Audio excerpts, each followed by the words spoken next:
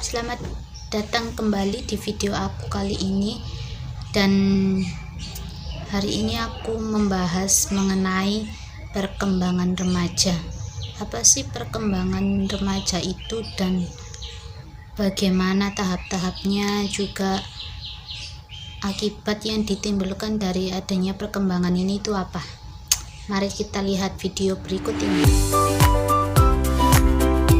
Perkembangan remaja memiliki beberapa subbab, yaitu yang pertama, definisi perkembangan, yang kedua, tahap perkembangan remaja, yang ketiga, tahap dan peran perkembangan, yang keempat, ada faktor dan dampak perkembangan remaja, dan yang terakhir, ada permasalahan yang dihadapi remaja dan beserta solusinya.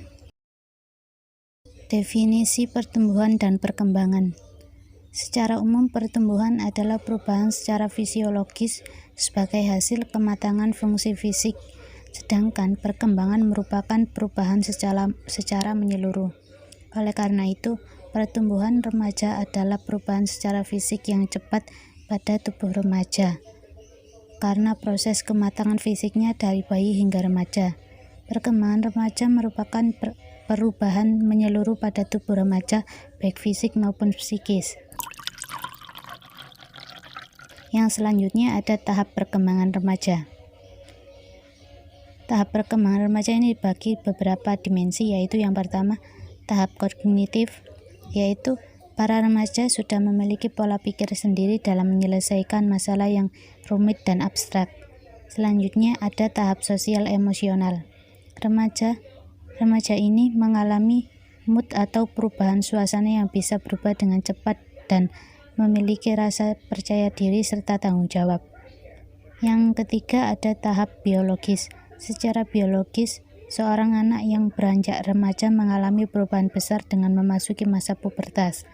Yang selanjutnya ada tahap moral. Remaja ini membuat pemikiran tersendiri dalam menghadapi masalah di lingkungan mereka dengan pengamatan dan perbandingan.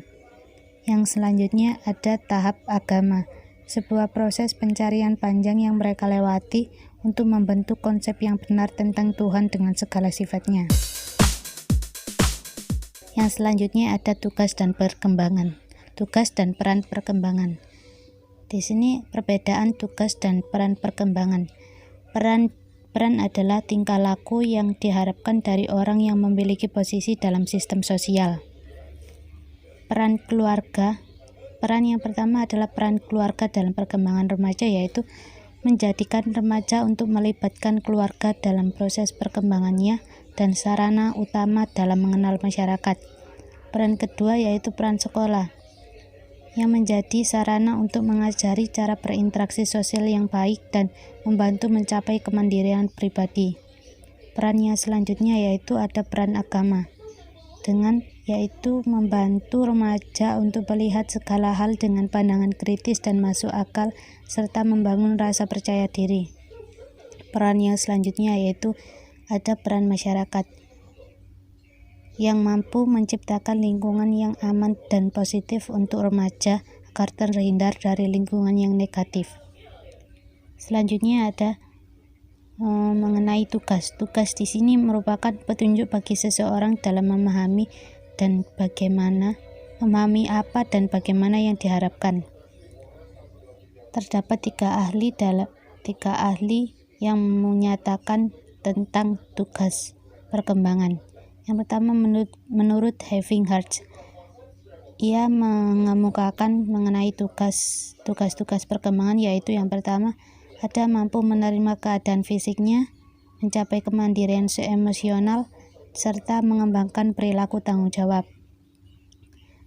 Ahli yang selanjutnya yaitu menurut Shah, ia menjelaskan tentang tugas perkembangan dengan cara mencapai peran sosial sebagai diri sendiri yang selaras dengan tuntutan sosial masyarakat serta mempersiapkan diri untuk mencapai karir.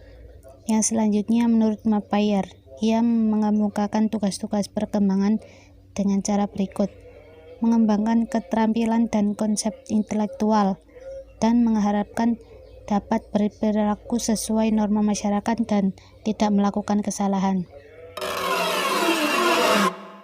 Yang selanjutnya ada faktor dan dampak perkembangan. Faktor yang menghambat perkembangan ini, yang pertama ada rendahnya tingkat kecerdasan remaja, yang kedua kurangnya motivasi, yang ketiga kondisi fisik dan psikis remaja yang berkembang terlambat, yang keempat ada kurangnya bimbingan ataupun pengalaman.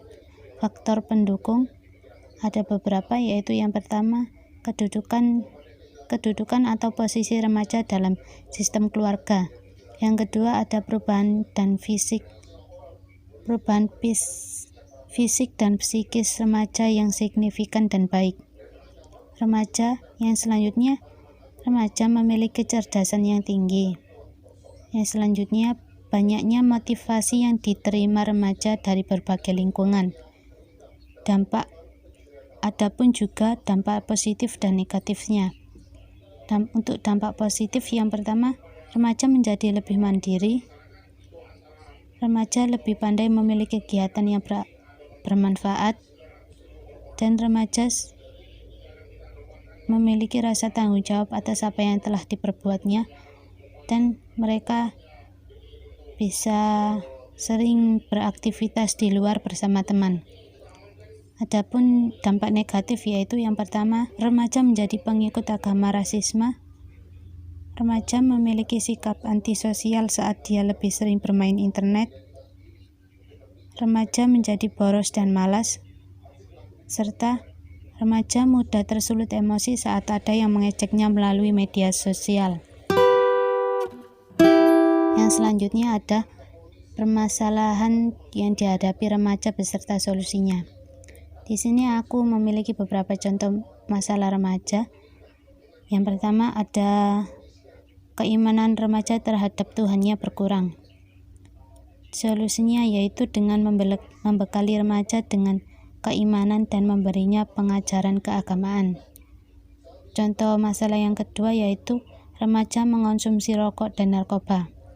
Solusinya dengan memberikan informasi tentang bahaya merokok dan narkoba. Contoh yang ketiga yaitu seks bebas. Solusinya dengan mengedukasi remaja tentang seks bebas dan pengaturan seksual dalam Islam. Contoh yang selanjutnya yaitu ada bolos sekolah. Dengan solusi memberi sanksi tegas pada siswa yang membolos jam pelajaran atau sekolah. Contoh yang kelima ada bunuh diri. Solusinya yaitu membiasakan anak bersikap terbuka kepada keluarga ataupun guru dan memberi edukasi konseling. Contoh masalah yang keenam yaitu ada tawuran dan balap liar. Solusinya dengan tidak memberi fasilitas lebih pada remaja dan memberi hukuman ringan ataupun sampai berat seperti mengambil motornya ataupun kartu ATM.